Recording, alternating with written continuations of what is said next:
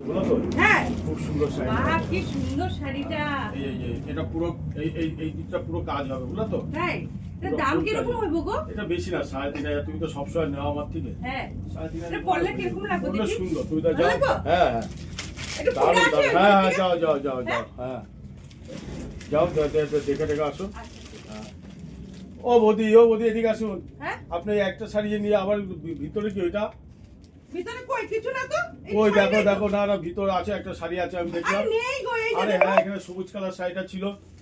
ও, এই তো। আচ্ছা, আচ্ছা, তাহলে হ্যাঁ, হ্যাঁ। এর আর আগেও না, তুমি না। একবার এরকম করেছো, কিন্তু আমার কাছে একটা শাড়ি চুরি করেছিল, এই, নাই, মনে নাই, আছে? কি কথা কও? না না, তুমি এইটা এরকম করবে আরে না। এই শাড়িটার ভিতরে চলে আইছে।